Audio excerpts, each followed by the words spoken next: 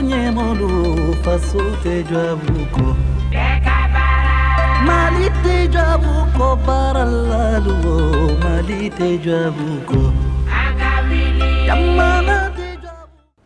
Assalamu alaikum wa rahmatullahi ta'ala wa barakatuhu. Ambe obela jili fuka awali mando Mali kono ani Mali koka auka jabarani so mandi sanfeni odi Pinal TV auka jamuka mini anko alema ko faso jokenani awe fasiri oyi awdenka no balma kefeno yi si mamudu sini bela jili ko alema ko sexy inafo awira ba kalama chugumina la ko la jamuka yi sigo sigi ambe anga mabado wele ani uluka seka jeka masala hankebe ka wele bla amba mi mabi bela jili ba ledo ni aka barani maye bela jili be a ledo fanani aka wajuli yana ka do babun bela jili kono foro ambe foli dama noyi amba tanti janaba seke assalamu alaikum. Alaikum salam wa rahmatullahi wa barakatuh. Kurbasti. Torosta alhamdulillah. Alhamdulillah. Oni senge.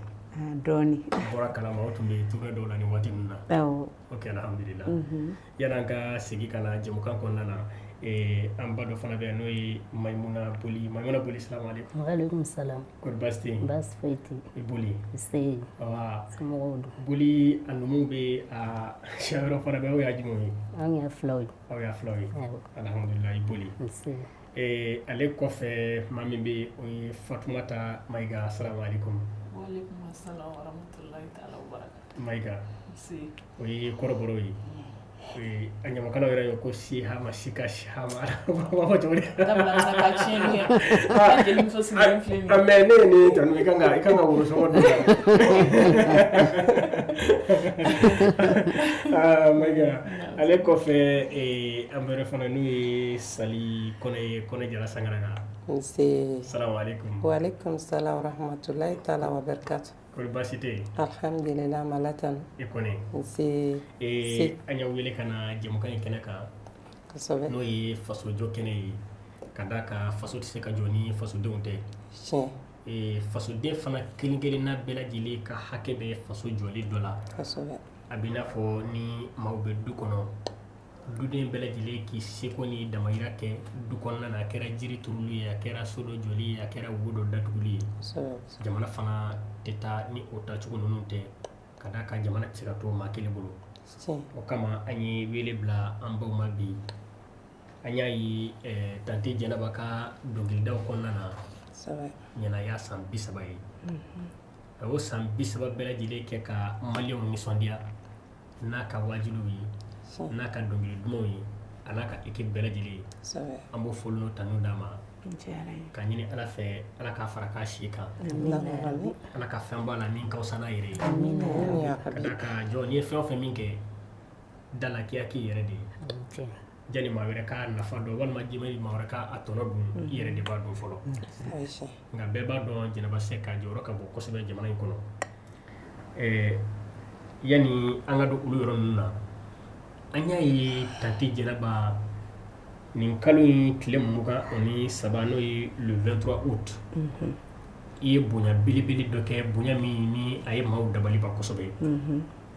Mali artiste ma deli ka bonya min ɲɔgɔn kɛ n'i ye balo ta ka taa di an ka finitigilakaw ma n'o ye Mali armée ye nin waati in kɔnɔna na bɛɛ lajɛlen b'a dɔn degun min bɛ an ka sɔrɔsiw kan kabini san 2009 n'o ye 2009 ye ni gɛlɛyaw donna jamana kɔnɔ 2012 n'u nana dankari kɛ Amadu ka fanga na an b'a ɲini Ala fɛ Ala ka lahara sɔn sumaya ye ni silamɛ bɛɛ lajɛlen kabini waati fo ka taa bi jamana in bɛ lumbolanba la digi bɛ ka kɛ an ka finitigilakaw kan falatɔw bɛ yen i n'a fɔ yɛrɛ falatɔw fasa da fantanw bɛ yen yatimɛw bɛ yen o n'a ɲɔgɔnna caman mais Jɛnɛba y'o bɛɛ bila kɛrɛfɛ ka na balo ta k'a di an ka sɔrɔsiw ma k'o fana ye ale seko dɔ ye maa bɛ diɲɛlatigɛ ko o ko min kɛ hakilina dɔ b'i bila la mais nin min kɛlen filɛ an ma deli k'a ye k'a fɔ Mali artiste dɔ wulila ka na nin bonya ninnu dɔw ta k'a kɛ an ka finitigilakaw ye o ma kɛ fɔlɔ hali ni an b'a ye politiciens olu de bɛ wuli waati dɔw la ka ninnu dɔw kɛ lala ni kalafiliw dabɔra u bɛ se ka fanga sɔrɔ sɔrɔsiw ta fanfɛ cogo min an bɛ fɛ k'a dɔn hakilina jumɛn y'a to ni tanti Jɛnɛba nana nin baara ninnu kɛ. Ok, si i ka ɲininkali diyara n ye kosɛbɛ. Sani n k'a jaabi n bɛ foli di bɛɛ lajɛlen ma. N bɛ barika da Ala ye ka sɔli kɛ ciba ɲuman kan. Ka foli di maliyɛn bɛɛ ma Mali kɔnɔ Mali kɔ kan fɛn fɛn b'an lajɛ min b'a lamɛn min b'a an filɛ n ka foli bɛ bɛɛ lajɛlen. Bon i ye ne ɲininka finitigiw ka dɔ min kɛra hakilina min ye ne bila a la parce que n bɛ n faso fɛ n faso ka di n ye donc ni faso ka di i ye i kan k'a jira de. Ala nana kɛ ne ka 30 ans de carrière n y'a conférence de presse kɛ depuis n b'a kɛ don fɔlɔ min n ko n'an y'a daminɛ concert an bɛ concert kɛ concert la 100 o 100 60 bɛ bila finitigiw ka minɛn kɔnɔ o bɛ bila a kɔnɔ donc ni tournée banna an kan k'a kɛ cogo min na an b'a kɛ ten k'a di veuves ma minnu cɛw tanyara minnu balimaw tanyara minnu faw tanyara olu ka denbaya minnu bɛ yen an b'a don balo la an b'a d'u ma. Ala y'an dɛmɛ alhamdulilayi mɔgɔw y'an dɛmɛ Ala y'an dɛmɛ an ye dɛmɛbagaw sɔrɔ donc ni o kun cɛra a kuncɛli de bɛna kɛ ka a don balo la k'a di an ka finitigi minnu tanyana u ka denbaya ma. O hakilina de ye ne bila la parce que fasoko dɔ don tamaman dɔgɔn ba kelen man ca fɛn kɔni tɛ ne bolo mais n seko kɛra min ye o de kɛra nin ye si k'a di n faso ma armée ma u k'a di minnu ka mɔgɔw tanyana ma. Awɔ. I ka o jaabi la an y'a ye san dɔ fɛ i ye Mali armée y'o fasa da a diyara bɛɛ lajɛlen ye ni bɛɛ lajɛlen sewara a ko ɲɛna mais nin dɔ min kelen filɛ i n'a fɔ i yɛrɛ y'a fɔ cogo min na n'o y'i ka san 30 o carrière n'i ye munumunu ninnu kɛ Mali fantan 4 bɛɛ lajɛlen fɛ k'i ka nisɔndiya jira jamanadenw na dɛmɛ minnu kɛra mais an y'a ye artistes bɛ yen minnu ye milliardaires ye artistes bɛ yen millions caman bɛ maa minnu fɛ mais Jɛnɛba Sɛki ma o lajɛ a y'a yɛrɛ lajɛ i n'a fɔ i yɛrɛ y'a fɔ cogo min sisan i faso ka di ye ka se ka nin ta k'a di an ka finitigilakaw ma i yɛrɛ y'a ye an ka finitigilaka minnu danyana ani fana minnu bɛ yen ka kan u faw olu tora kɛlɛw la baw ni denmisɛnninw bɛ yen ni maa wɛrɛ dɔw b'a fɔ jamana ɲɛmɔgɔw bɛ jɔ ni ninnu ka fɛnw ye walima kelen cɛ ninnu ka passion bɛ yen u bɛ olu ta mais aw ma olu si lajɛ i bɛ se ka min kɛ i y'o kɛ jamana ye mais Jɛnɛba Sɛki yɛrɛ ye artiste ye mais a n'a ka o artisiya bɛɛ lajɛlen a sera ka nin wale in kɛ nin kɛ don an y'a ye an y'a jaw ye an ka télévision na an ka bɔlɔlɔw sanfɛ n'o ye Facebook ni YouTube ani maaw ka statut ni fɛnw ani Jɛnɛba Sɛki yɛrɛ kanubagaw minnu b'a ta k'a bila u ka statut kan k'a yira k'a fɔ vraiment olu nisɔndiyalen don ni Jɛnɛba Sɛki ka nin baara kelen ninnu mais an y'a ye Jɛnɛba Sɛki ka musiquew bɛɛ lajɛlen kɔnɔ kɔrɔmatigɛli t'a la nɛni t'a la dɔgɔyali t'a la fo bilasirali ɲuman Jɛnɛba Sɛki ye dɔnkili in ta a ka du de kɔnɔ wa walima kelen Jɛnɛba Sɛki yɛrɛ ye musique de kanu ka taa ni nin taabolo in ye wali kelen i tun tugulen don maa de nɔfɛ maa min fana kun ka taabolo ye nin ye wa ayiwa si o ɲininkali diyara n ye kosɛbɛ m'a ta du kɔnɔ parce que musique dɔnkilidala tɛ anw ka kabila si la a tɛ fa yan fa a tɛ ba yan fa bon ne kɔni jɔn bɛɛ b'i da kan de bolo n'Ala y'i da fɛn min kama i bɛ na i b'o de kɛ donc ne ye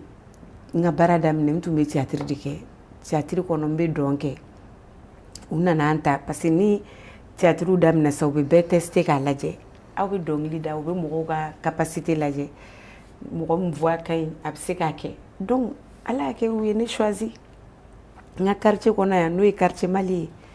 u ye ne ta ka ne k'u ka solisi ye jɔnni mɔgɔ min ye ne encadré o ye ne yɛrɛ furukɛ ye bi n'o ye Seku Kuyate ye ale de tun bɛ ne ka solo composé a b'a guitare fɔ de bɛ dɔnkili da bon toujours n tora ale ka bolo kan a yɛrɛ nana a tun bɛ Arayibani na après a bɔra Arayibani na ka na a ka groupe sigi a y'a ka groupe min sigi ne ni Ama Sissogo min bɛ Fifi Joli kɛ ani Mariam Dum Jakite commerçant an mɔgɔ 3 anw de tun bɛ Seku Kuyate ka kɛr kɛ donc n'a bɛ taa yɔrɔ o yɔrɔ an bɛ voyage kɛ ɲɔgɔn fɛ o y'a sɔrɔ o don y'a sɔrɔ ne tɛ se ka foyi kɛ n yɛrɛ donc n tora ale de ka école kɔnɔ n bɛ théâtre bɔ n bɛ dɔnkilida cadre kɔnɔna na fo Seku nana taa Faransi n tora n bɛ n ka troupe la troupe du district an ye interquartiers kɛ ka intercommunes kɛ ka biennales kɛ bon toujours ne tora district troupe la fo don min na ne yɛrɛ nana n yɛrɛ ka indépendance ta n'o ye n ka album ye k'a kɛ fo ka na se bi ma n b'a fɔ alhamdulilayi. Jɛnɛba Sɛki yɛrɛ ka album fɔlɔ ye jumɛn ye? Kankelentigiya. Kankelentigiya. O tɛ bila dɔ kelen ye. N'i y'o bɔ an yɛrɛ si la sisan a tɔ tɛ dɔ bɛrɛ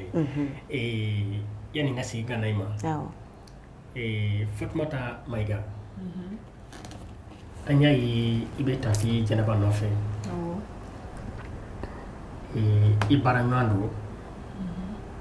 I dɔgɔ don. I bɛ se ka fɛn jumɛn fɔ anw ye Tanti Jɛnɛba kan? O diyara n ye.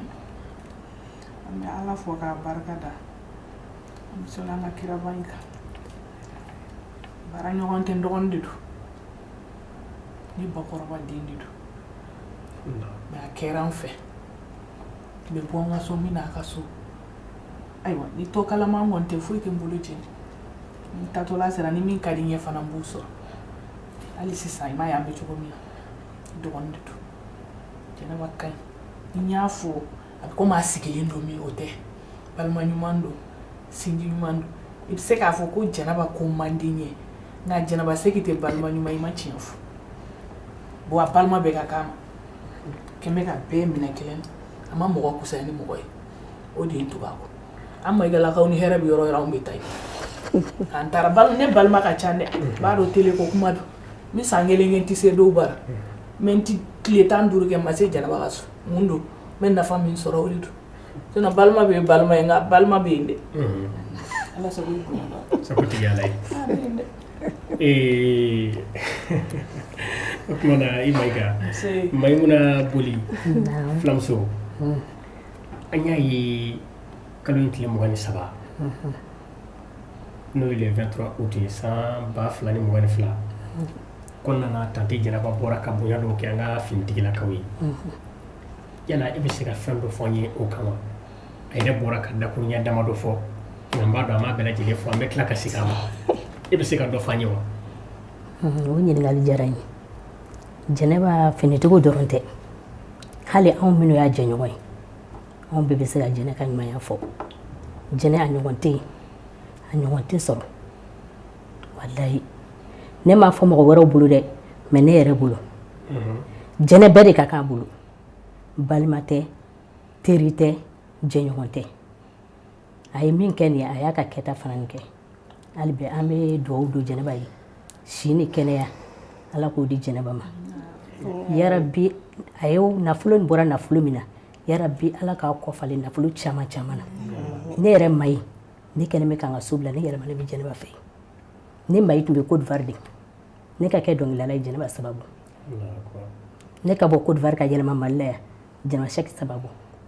ne bɔra Abijan ka yɛlɛma yan ka na yɛlɛma Mali kɔnɔ yan ka wagati kɛ ka tila ka kɔsegin ka taa Côte d'Ivoire ma se k'a matarafa tilara ka segin tuguni a y'a ye a tɛ ɲɛ ko Mayi segin ka na Mali la an kana baara kɛ i ka dɔnkili da o de nafa b'e kan ne ɲɛ b'o de la ne ko ni nana n ko bɛna kɛ cogo di a ko na n'i nana ni n bɛ taa yɔrɔ o yɔrɔ an bɛ taa ɲɔgɔn fɛ ni garijɛgɛ kɛra min ye n b'o d'i ma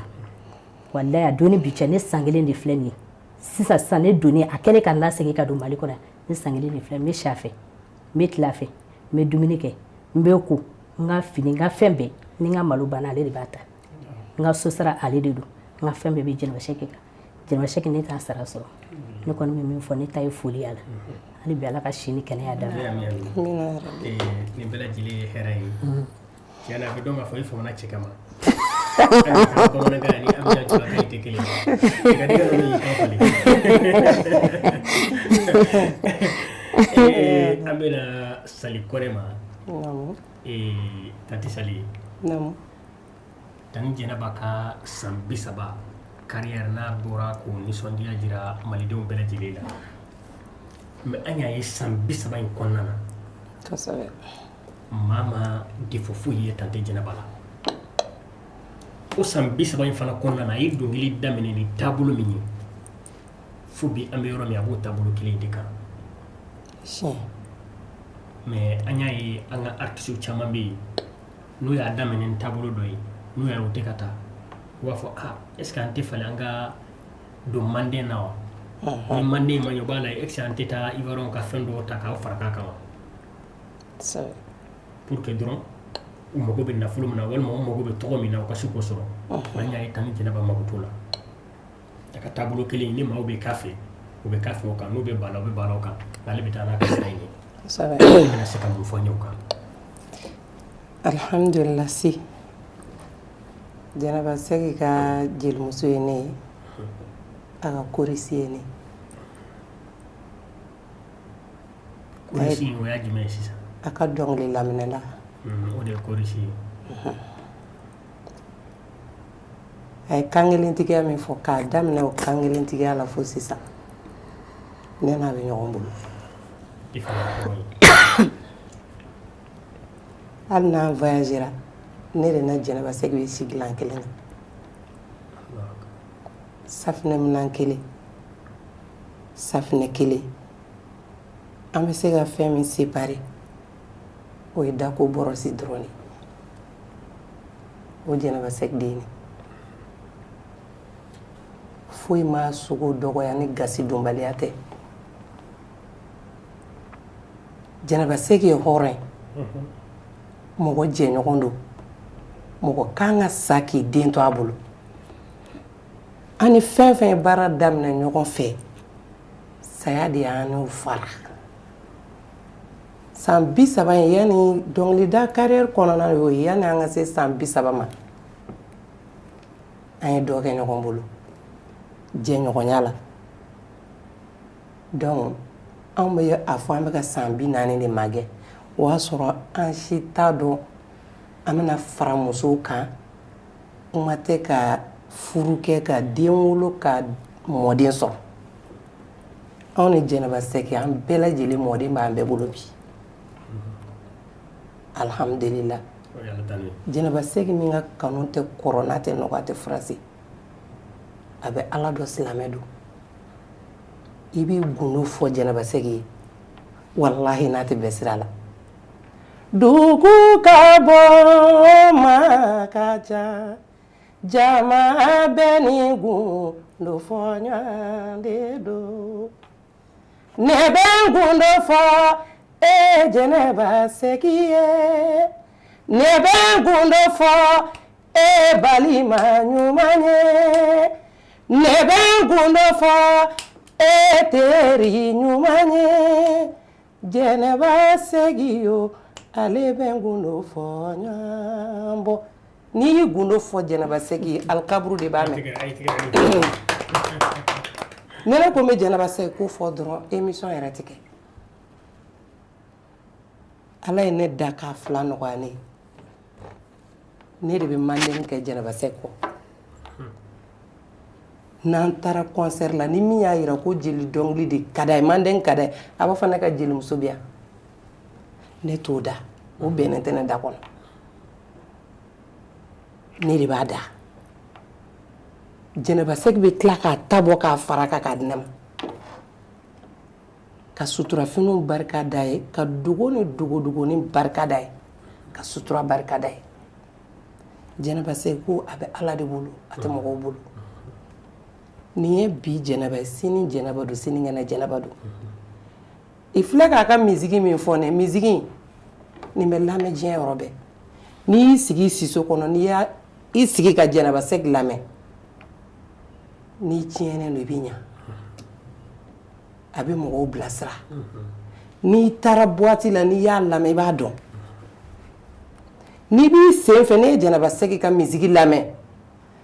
a bɛ sira dɔ du kɔrɔ min ye ɲuman ye o Jɛnɛba Sɛki den ne an ye 30 ans tournée kɛ an y'a kɛ gɛlɛya kan dɛ a ma kɛ nɔgɔya kan dɛ mais a kɛra faso kanu de kama mɔgɔ 120 bɛ jɛ ka baara kɛ ɲɔgɔn fɛ Ala b'a tɔgɔ di mɔgɔ kelen ma o mɔgɔ kelen n'o ma kɛ hakilima ye ani mɔgɔ tɔw tɛ jɛ a la nin tournée kɛra gɛlɛya min kɔnɔ Ala de b'a dan dɔn Jɛnɛba Sɛki de ye wari bɔ a yɛrɛ kun ka tournée financer anw mɔgɔ 30 kun bɛ kɛ car de kɔnɔ ka taa tournée la an bɛ taa dugu min na an bɛ ji sɔrɔ an ɲɛ an bɛ to sɔrɔ an ɲɛ an bɛ siyɔrɔ sɔrɔ Jɛnɛba Sɛki an bɛ bɔ dugu dɔw la an b'a fɔ an bɛ taa dɔw la u b'an lasegin ko attaque bɛ nin sira in na an bɛ turu cɛ an bɛ taa yɔrɔ wɛrɛ ni Jɛnɛba Sɛki ko k'a faso an bɛɛ bɛ faso ko in de la Ala ye min dɔn wasara a da fara o a da fara Jɛnɛba Sɛki k'a faso de faso bɛ daminɛ ni yɔrɔ jumɛn ye i bangera yɔrɔ min na ka na carré kɔnɔ ka na quartier kɔnɔ ka na dugu kɔnɔ ka na jamana kɔnɔ o Jɛnɛba Sɛki den ye Ala ye min dɔn o b'a bɔ n bɛ bɔ kuma na nin yɔrɔ in na parce que kuma ye toden de ye n'i ye dɔ ta dɔrɔn dɔ kɔ bɛ bɔ Jɛnɛba Sɛki ko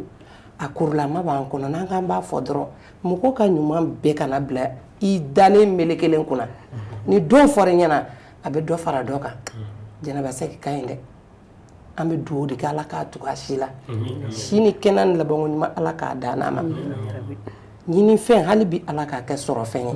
an bɛ fɛn min ɲini a ka k'an kanu fɛn ye Ala kana k'an janfa fɛn ye Ala kana an kɔrɔbɔbaga bila an na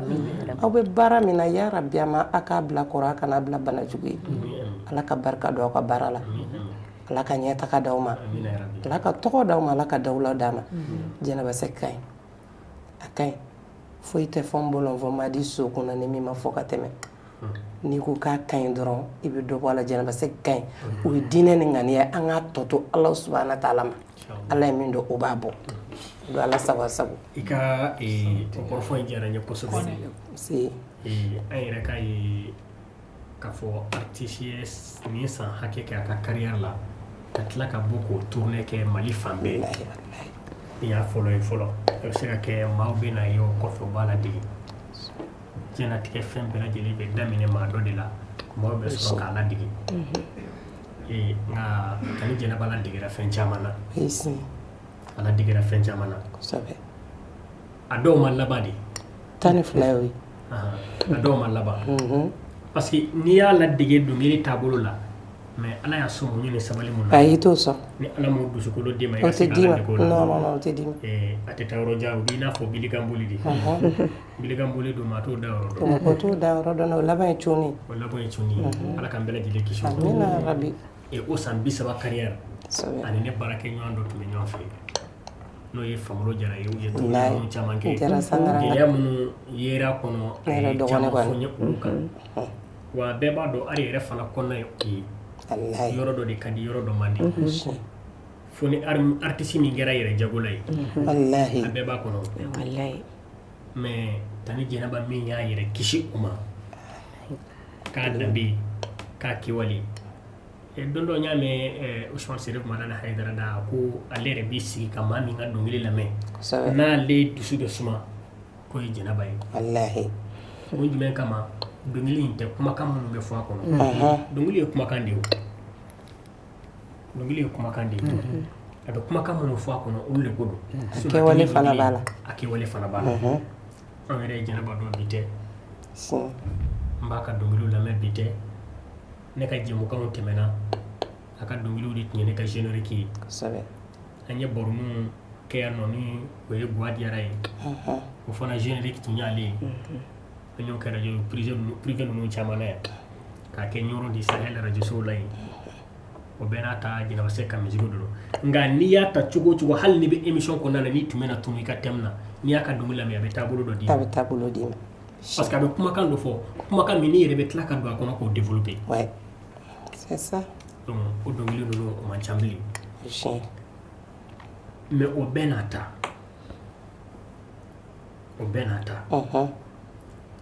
a ma ɲɛbɔ maa wɛrɛ ta fɛ a ko f'a yɛrɛ ta an bɛ plateau min kan fasojo kɛnɛ don plateau des artistes mais munna an ye Jɛnɛba wele ka na a jogo a n'a kɛwale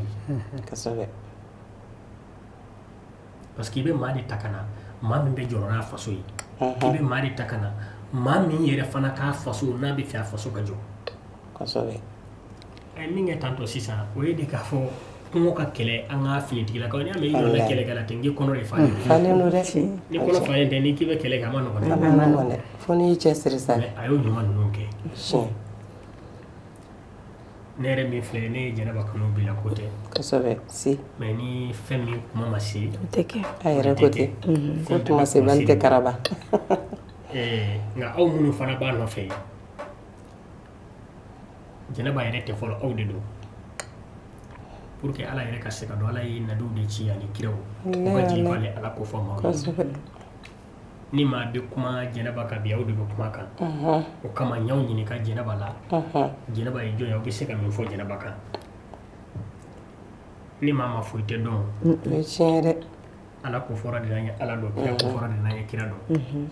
sinon lettre ma ci maa si ma k'a fɔ nin bɛ tan nin bɛ tan mais maaw de jiginna ka na kofɔli kɛ anw ye k'a fɔ karisa bɛ yen nin bɛ tan nin y'a ka da ye nin ka da ye nin ma da ye ni taasira min ka di min ɲɛ i b'o ta nka hali ni maa ma Tani Jɛnɛba ka silamɛya fɔ i m'a ka hɔrɔnya fɔ i m'a ka yɛrɛdɔn fɔ a kɛwale b'o jira o kɔfɛ Tani Jɛnɛba an y'a ye Mali artistes e Jɛnɛba Sɛk i ka dɔnkili taabolo ani olu ta danfaraba b'u ni ɲɔgɔn cɛ mais san 30 kɔnɔ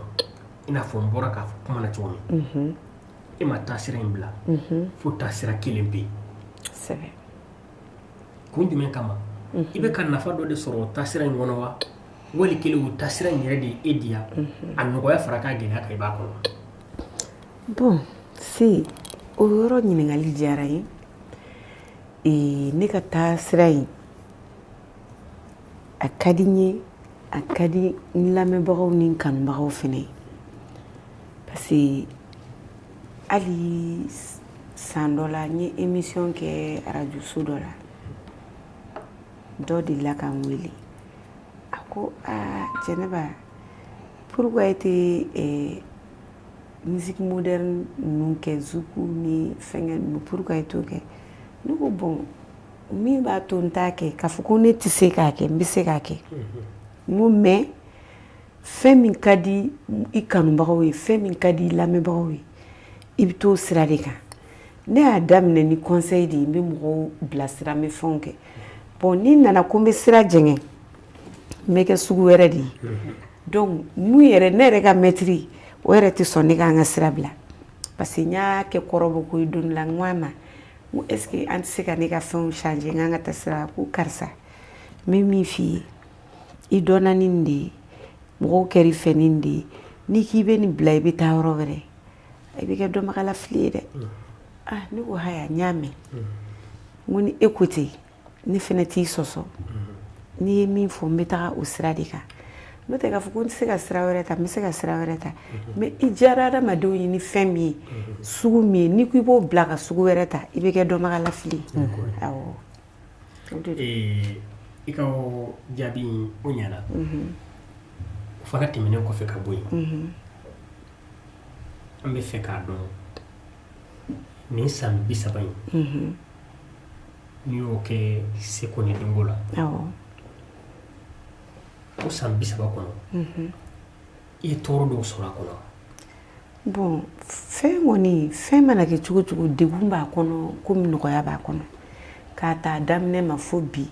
degun dɔw n ye degun dɔw sɔrɔ mais a ma kɛ degun juguman ye parce que fɛn bɛɛ daminɛ ka gɛlɛn yanni kankelentigiya in yɛrɛ yanni ne b'a kɛ don dɔ la hali ka passe sɔrɔ ka taa studio la ko n bɛ taa baara répétition kɛ a ka gɛlɛn ma mais ala barika la n y'a kɛ o degun kɔnɔna na album nana bɔ don min na n ye alhamdulilayi rabbil alamina fɔ parce que depuis n y'a bɔ fo ka se bi ma n ma sigi n bɛ contrat sɔrɔ n bɛ taa yɔrɔw la n bɛ n ka concert kɛ donc n b'a fɔ alhamdulilayi awɔ gɛlɛya ninnu kɔfɛ nɔgɔya caman nana wa? Gɛlɛya kɔfɛ nɔgɔya camanba de nana. Nɔgɔya caman nana parce que nɔgɔya ye mun ye? I bɛ ka fɛn min kɛ n'i bɛ ka nafa sɔrɔ a la o ye nɔgɔya dɔ ye. N bɛ n ka voyage k'a kɔnɔna na contrat bɛ sɔrɔ Mali kɔnɔ Mali kɔ kan donc n b'a fɔ alhamdulilayi ni n ka mɔgɔ équipe bɛɛ lajɛlen nɔgɔyaw nana a kɔnɔ fo ka se 30 ans ma. Awɔ. An y'a ye Mali sɔrɔsiw fasa da. Mais Mali bɛ degun min kɔnɔna na sisan ni kɛlɛw bɛ yen sanction taara n kama jamanaw bɛ jamanaw la olu faralen don nanzaraw kan an kɛlɛli kama ni Mali juguw cayalen don mais an m'a ye k'a fɔ Jɛnɛba Sɛki bɔra ka kuma an m'a ye Jɛnɛba Sɛki ye morceau dɔ dilan o kama yala i m'o bila i ka projet la walima préparation bɛ yen Mali sɔrɔsiw fasa dara mais fɛn ma fɔ jamana ye ka se ka si ne kɔni bɛ tilen ka fɛn fɔ jamana ye o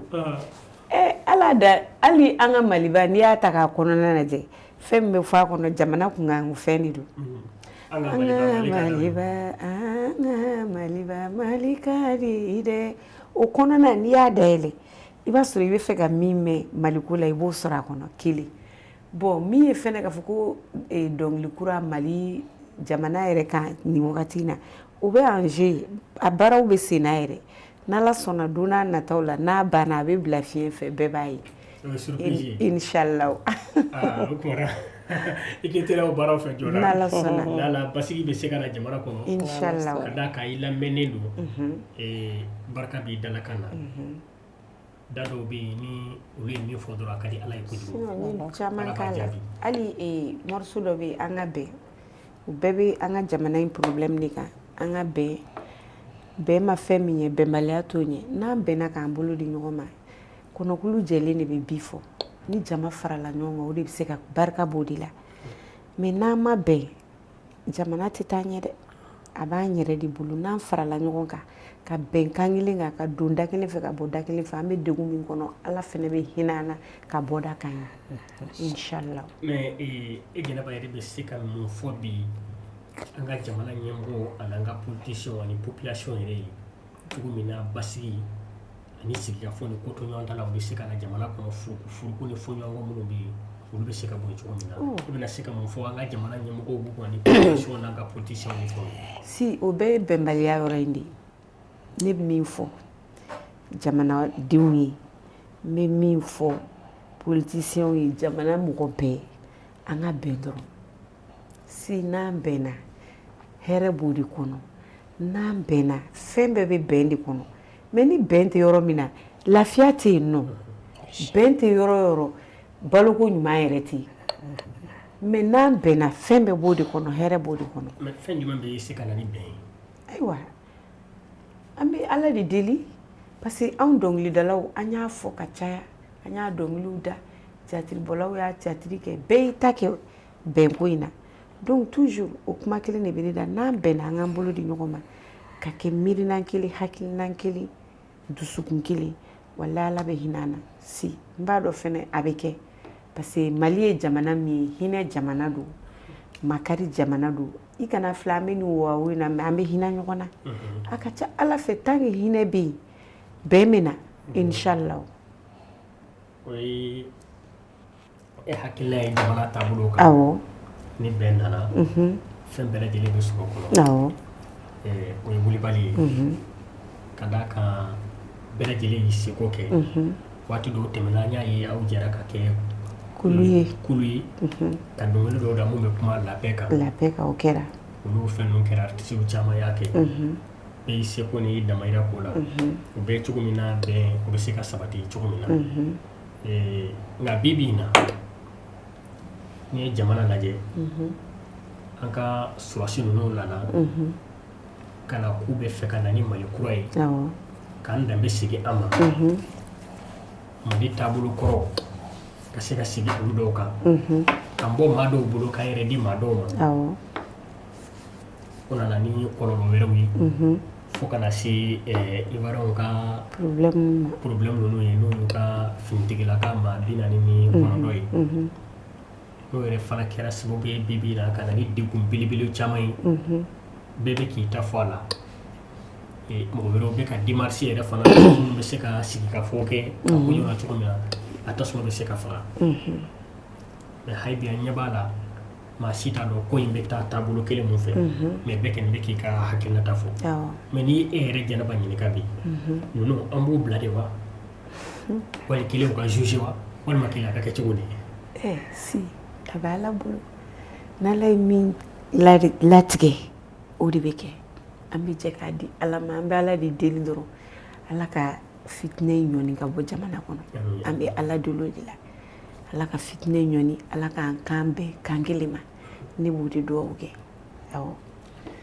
n'an bɔra o yɔrɔ kɔnɔ an bɛ segin ka na i ka morceau dɔ bɛ yen n'i b'a fɔ ko ladilikan ladilikan in a kɛra fura ye maa caman ma du caman bɛ yen du minnu tun bɛ na ci n'a kɛra sababu ye ka bɛn ni kelenya sabati o du kɔnɔ ne b'a du dɔw dɔn cɛkɔrɔba dɔ yɛrɛ tun bɛ yen ni mankan wulila du kɔnɔ dɔrɔn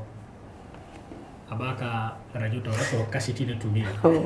a bɛ sin ka kasiti in k'a la ni ka mɔsɔn fɛngɛra dɔrɔn a ye Jɛnɛba Sɛki lamɛn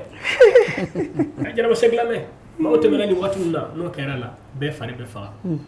a b'a fɔ Mɔriya maaw man kan a bɛ sin ka fɔ ne ma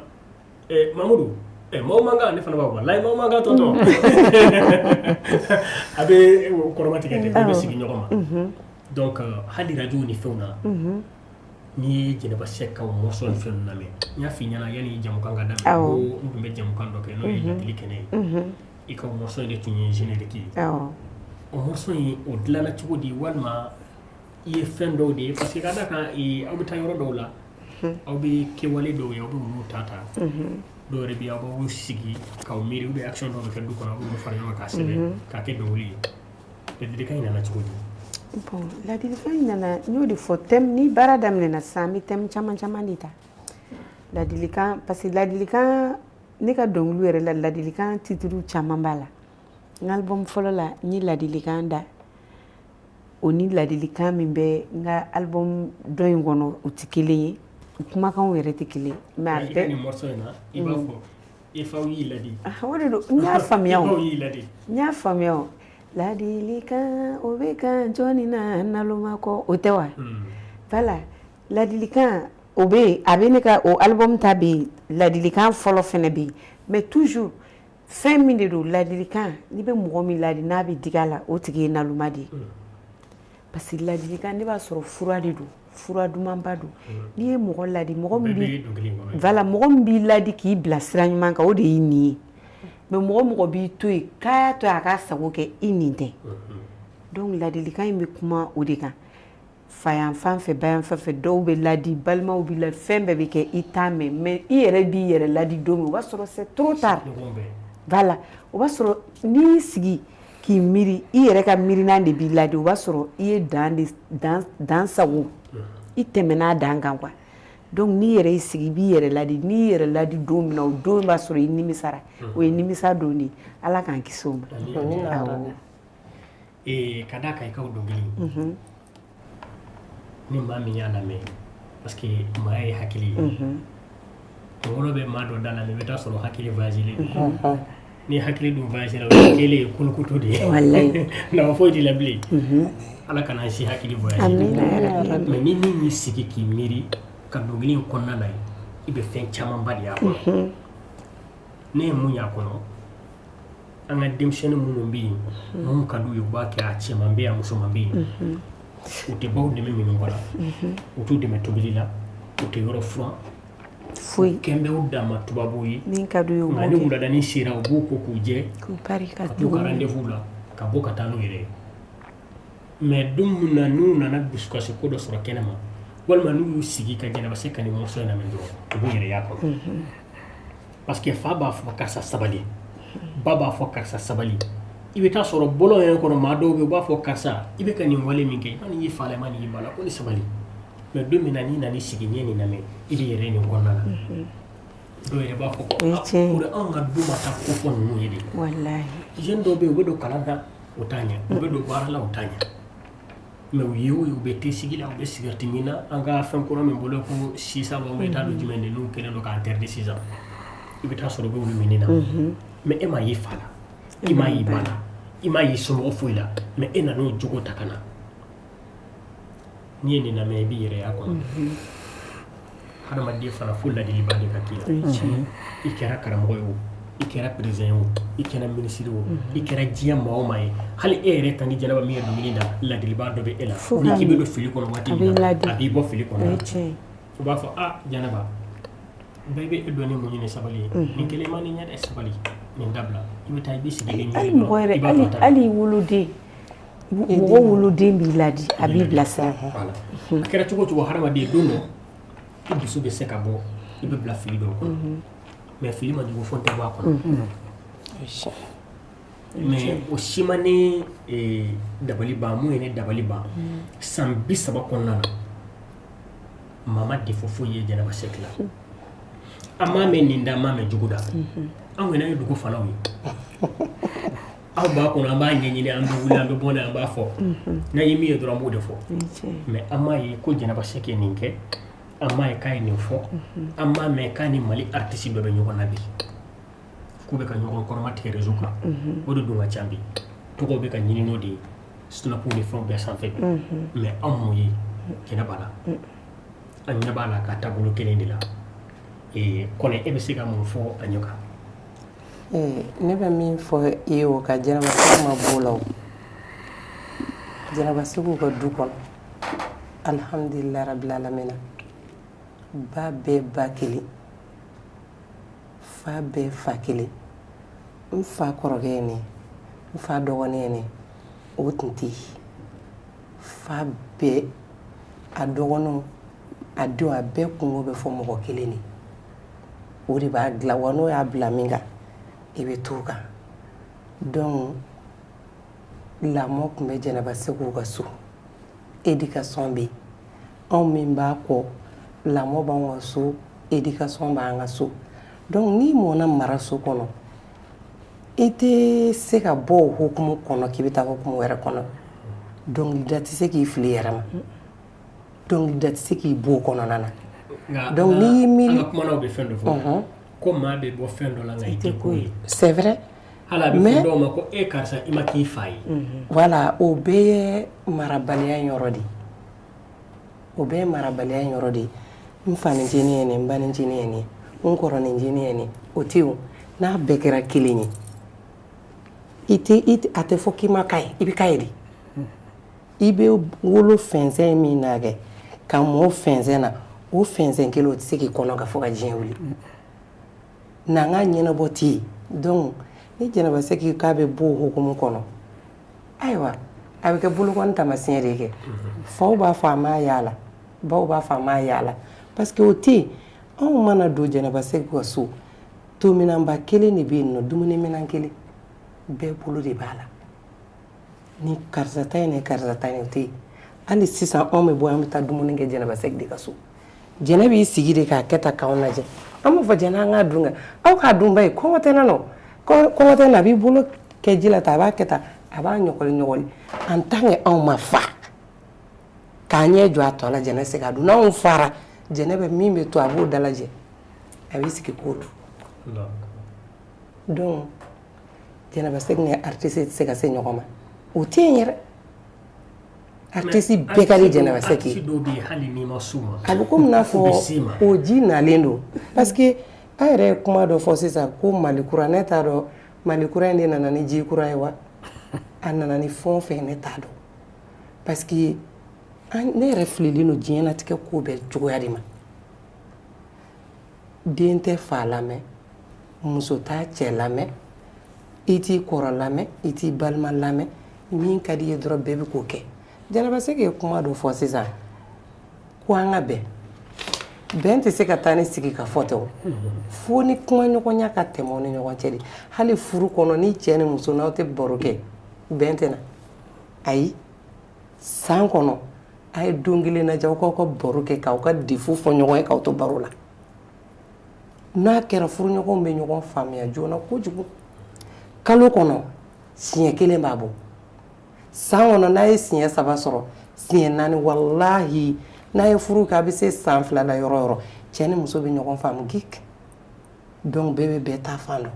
nin de man di karisa ye nin de ka di karisa tɛ don ɲɔgɔn gasi la mais e tɛ baro kɛ min ka di ne ye ne b'o kɛ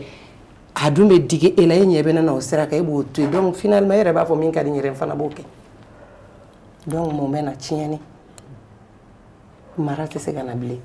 denw tɛ se ka koron bilen donc ji kura min b'an fɛ yan an bɛ ala deli ala ka ji in woyo joona joona ka bɔ anw da la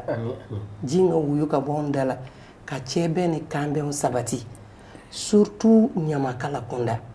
artiste kunda bɛn bɛ yen mais ɲamakala kunda bɛn tɛ yen dɛ o ye anw yɛrɛ ka bolo ye donc an t'o yɔrɔ la fɔlɔ an bɛ Jɛnɛba Sɛki ko de la an bɛ Mali ko de la anw b'an faso ko de la wa anw b'an faso fɛ anw b'an karamɔgɔ ka sira taama anw marala an fa fɛ ka mara an ba fɛ an bɛ karamɔgɔ min bolo n'o ye Jɛnɛba Sɛki ye dɔgɔya tɛ kɛlɛ sa anw bɛ k'ale ka éducation suit parce que hali o don ne ye émission dɔ kɛ u ye n ɲininka ko walima ko n bɛ se ka jarabi dɔnkili la wa ko ne karamɔgɔ ma ne bila n'o sira ye ne ma jarabi dɔnkili mɛn Jɛnɛba Sɛki da ne tɛ jarabi da a bɛ n kɔnɔ mɛ ne tɛ se k'a da a courage yɛrɛ tɛ n na ni y'a da a bɛ fɔ ko Jɛnɛba Sɛki ka jelimuso Jɛnɛba Sɛki ka kalanden tɛ nin ye di o tuma mun kɛra ne ma Jɛnɛba Sɛki y'o sira kan donc ne tɛ se ka bɔ o ka hukumu kɔnɔ ne bɛ to o ka mara sira de kan mɔgɔ mana kɛ cogo cogo i ɲɛmɔgɔ hali ni tiga fara bɛ biri a da la n'i y'a bonya k'a dɔn nin de ye ne ɲɛmɔgɔ ye n kan ka nin bonya nin de bɛ ne bilasira n kan ka nin ka sira de ta walahi yɔrɔ bɛ dilan mais bonya t'an bolo an t'an karamɔgɔw bonya an t'an masaw bonya an t'an furuɲɔgɔnw bonya min ka di min ye bɛɛ bɛ taa n'o ye anw kɔni bɛ dugawu kɛ ya rabi ama ala ka ji in ala k'a woyo ka taa a ka kɛ baji kanga ye a ka taa an bɛ ala deli o la ala ka cɛ bɛ ni kan bɛ ala k'a sabati an ni ɲɔgɔn cɛ o don ala sago sago ala k'o dugawu minɛ amina ya rabi Maimuna Boli i yɛrɛ bɔra ka Sɛki Kɔnɛ ka kuma mɛn sisan n'o ye tanti Jɛnɛba ka taasiraw ye san 30 kɔnɔna na dɔnkili lakolon tɛ jarabi dɔnkili tɛ awa ambiance musique tɛ minnu bɛ maa bila fili kɔnɔna na a ko olu b'o sira taama ka da kan olu m'o sɔrɔ karamɔgɔ la ani Jɛnɛba Sɛki ka taabolo a y'o sɔrɔ du kɔnɔ o de kama a fana taara ni o taasira ninnu ye cogo min na a bɔra minnu na a ka kɛ olu ye walima kelen a ka tɛmɛ o la e ka dakuruɲɛ fila o kuma kan a tɛ se ka fɔ ka tɛmɛ Sali ta o kan ne yɛrɛ ni Jɛnɛ ka ɲɔgɔn dɔn fana a ma san 30 bɔ mais a san 20 ani kɔ de ye ne ni Jɛnɛ bɛ ɲɔgɔn dɔn Sali ye min fɔ o kelen de don a tɛ se ka fɔ ka tɛmɛ Sali ta in kan walahi Jɛnɛ tɛ se ka fɔ sisan n'an ko k'an bɛ Jɛnɛ fɔ an b'a baraji ban ala ye min dɔn o ye wasa kɛ alhamdulillah tani Jɛnɛba an bɛ segin ka na i ma ne bɛ kuma ninnu bɛɛ lajɛlen kɛ kuma bakuruba kelen ye Jɛnɛba Sɛki ala ka maa dilannen de ye k'a ci wallahi ciden don ciden bɛɛ tɛ kira ye ciden bɛɛ tɛ nabi ɲuman ye ciden don dɛ mais ala bɛ maa dɔw ci k'o bila sira dɔ kan u ka maaw bɔ fili kɔnɔ donc Jɛnɛba Sɛki ala ka maa dilannen de ye k'a ci ka na Mali ma k'a ci k'a bila Mali artistes fana cɛ ma Jɛnɛba Sɛki tɛ artiste ye Jɛnɛba Sɛki ye wajulu kɛlɛ de ye sauf guitare ni piano ni solo ni fɛn minnu ni olu b'a kɔrɔ ka se k'a accompagner mais an tɛ olu jate an bɛ mun jate o ye kumakan in de ye Jɛnɛba Sɛki ye éducateur de ye a bɛ maaw waju a bɛ maaw bilasira a bɛ maaw mara wallahi mais n bɛ fɛ k'a dɔn Jɛnɛba Sɛki ka nin san 30 kɔnɔ yala i ye maa dɔw kalan nin taabolo ninnu na ni olu yɛrɛ fana kɛra u yɛrɛ ta ye bi wa walima kelen i ma maa labila fɔlɔ kalandenw b'i la nka kalanden dɔw dilannen don k'o kɛ Jɛnɛba yɛrɛ ɲɔgɔnsi ye k'o bila wa labilali tɛ ne fɛ yen o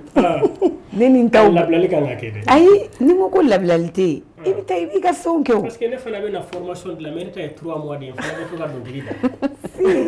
problème t'a la i bɛ na i b'i ka formation kɛ i b'i ka dɔnkili la mais an bɛ ɲɔgɔn bolo ne ka mɔgɔ minnu filɛ nin ye k'a ta Sali la Sangare bɛ yen Kajatu bɛ yen ala ka hinɛ a si la ala y'o minji dɔgɔya n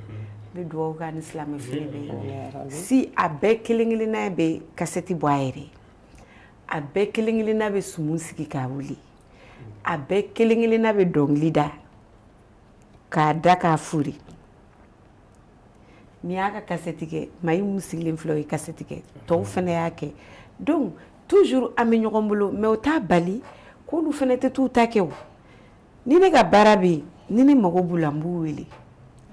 jouer bɛ nin yɔrɔ la a ye na an bɛ taa jouer kɛ don dɔw bɛ k'a la i b'a sɔrɔ ne tɛ foyi la olu fana bɛ u bɛ wele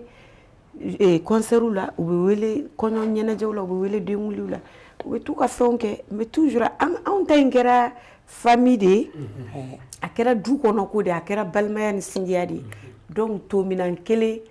tɛgɛko minan kelen an bɛ ɲɔgɔn bolo de sa fo ni ala ye min kɛ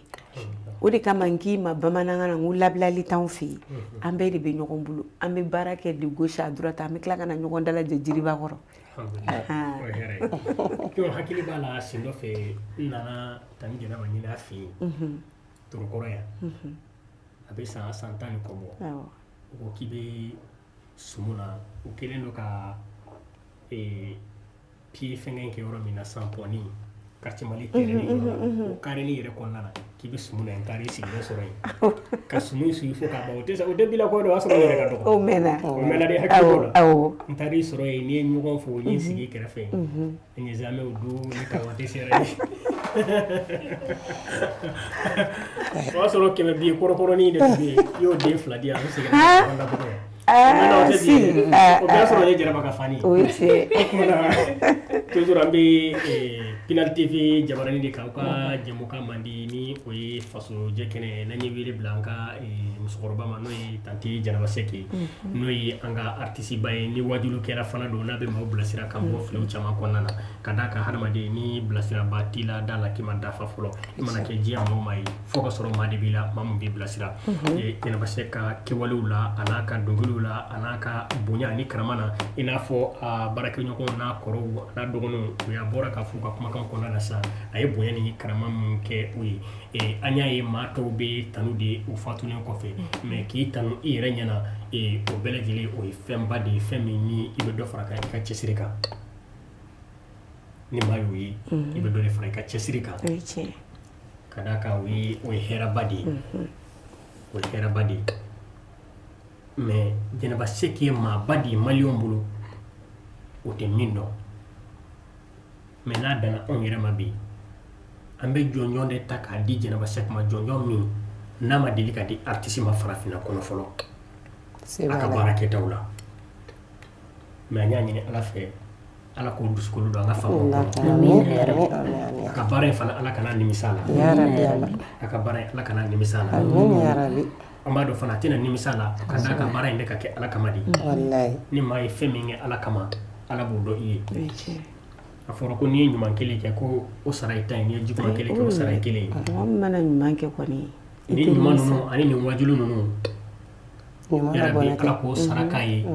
saraw bɛɛ la belebele n'o ye Jannatul Firdawsi ala ka n'ale bɛɛ lajɛlen sara ni hadamaden n'i ye diɲɛna kɔnɔnafɛn bɛɛ lajɛlen sɔrɔ ni ala y'o jɔ la da la k'i perdre la mais n'a y'i sɔn o la a y'i sɔn fɛn bɛɛ lajɛlen la an b'a ɲini Alahu subahanahu wa taala fɛ yarabi ala ka ni Jɛnɛba bɛɛ lajɛlen garijɛgɛ don a ka baara in ala k'a to maliyɛnw k'a dɔn a ye maliyɛnw y'a dɔn a ye dɛ nka hali bi camanba de b'a jɛ 100 sara la ne bɛ se k'a fɔ ma hali bi 9 kɛ fɔlɔ nka hali bi an bɛ fɛ maaw ka Jɛnɛba dɔn u k'a taabolo dɔn u k'a ka musigiw dɔn ani min ka kan k'o k'a ye fɛn dɔw ka se ka labɛn spécialement Jɛnɛba Sɛki kelen to a la ka jamana in artistes bɛɛ invité k'o yira u la u fana ka dugawu kɛ Jɛnɛba ye ala ka fɛn b'a la fɛn min ka fisa n'a yɛrɛ ye ala ka fɛn b'a la fɛn minnu n'a b'a tamasira n'a bɛ a sen nɔ n'a b'o taama ani minnu fana bɛ ɲɔgɔn fɛ ala ka sijan ni kɛnɛ ani o kalifa n'u bɛɛ lajɛlen ma jamukan in kɔnɔna na i ka dakuru ɲɛ laban ka d'a kan segukaw ɲuman na minnu bɛ ɲini ka se siya la seguka dɔw bɛ kulu mana se siya la a diyara n ye si n bɛ Pinal TV mɔgɔw bɛɛ lajɛlen fo n ka foli b'aw bɛɛ ye ala k'aw bolo mɛn aw ka baara la a ye invité ya kana bi a diyara n ye a bɛnna ma n bɛ weleweleda min kɛ toujours o kelen de don n ka foli bɛ maliyɛn bɛɛ lajɛlen mali kɔnɔ mali kɔ kan ka n furukɛ ɲuman yɛrɛ fo kosɛbɛ yan fo faransi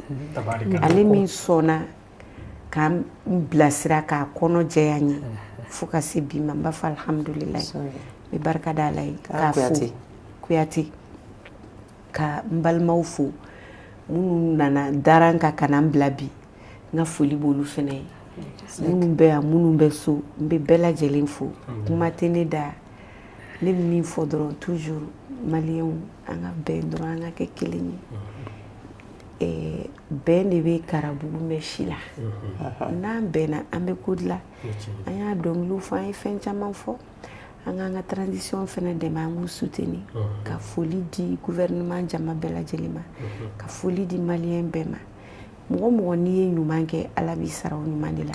mais n'i ye juguman kɛ i sunɔgɔ man di dɛ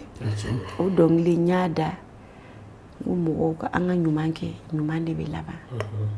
n'i ye ɲuman kɛ ala b'i sara ɲuman na mais n'i ye juguman kɛ ala b'i sara i ka juguman de la donc n bɛ foli di bɛɛ lajɛlen ma min donna kuma ma nɔgɔ kuma ka gɛlɛn ni donna min gasi la o ka yafa n ma kuma ma nɔgɔ n tɛ se kuma la awɔ alhamdulilayi an bɛ aw bɛɛ lajɛlen fo ka aw waleɲuman dɔn Mayimuna Boli ka taa fara ka Fatumata Mayiga ani Sali Kɔnɛ fo kana se tanti Jɛnɛba ma an tun ye wele bila aw de ma bi aw ka se ka na an ka se ka jɛ ka masala ka da k'an ye tanti Jɛnɛba ka bonya dɔw ye bonya minnu kɛ k'an ka finitigilakaw sɛgɛrɛ a n'a ka artisiya a n'a ka fantanya nka a y'o bɛɛ lajɛlen to kɛrɛfɛ k'a ka buruburuninw fara ɲɔgɔn kan ka taa fara ka maa wɛrɛw ka dɛmɛw kan k'a jɛ a yɛrɛ la ka taa di an ka finitigilakaw ma a tun bɛ se k'o ta a b'a bila ka du kɔnɔ a bɛ san caman balo bɔ a bɛ se k'a tila a n'a ka turupu yɛrɛ cɛ a bɛ se k'a tila a ka sigida kɔnɔna na a bɛ se ka taa hali fantanfalaw ni fɛnw la a b'a di olu ma a bɛ se ka taa di hali karamɔgɔw ma i n'a fɔ maa tɔw b'a kɛ cogo min na n bɛ taa nin di n ka karamɔgɔ ma mais a ko ko an ka finitigilakaw ka da k'a ɲɛ b'a la u bɛ degun min kɔnɔna na a y'o bonya n'o karama min kɛ u ye an y'o ye bɔlɔlɔw kan an y'a wele ala ka se ka jɛ ka masalaw kan k'o yira jamanadenw fana na an b'a ɲini ala fɛ ala k'i sara ni hɛrɛ ye ala k'i sara ni hɛrɛ ye ala k'i sara ni hɛrɛ ye ala ka n'i fago ala kana maa fago ala ka n'i jasi ala kana maa jasilen bɔ la ala ka n'i lamaloya ala kana maa malolen bɔ la ala ka n'i danga ala kana maa dangalen bɔ la yarabi ala ka n'i kɛ fantan ye ala ka n'i ni fantanw yɛrɛ fana jɛ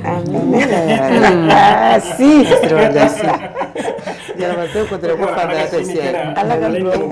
yarabi ala ko kalifa ale ma ne yɛrɛ nisɔndiyara kosɛbɛ n'an ka bɛ dugawu bɛɛ lajɛlen kɛ waati b'an ta an tɛgɛ ma nka ŋaniya ye wasa kɛ mana bɔ bɛɛ lajɛlen fo ni silamɛya foli ye an b'a fɔ assalamu alaikum wa rahmatullahi ta'ala wa barakatuh.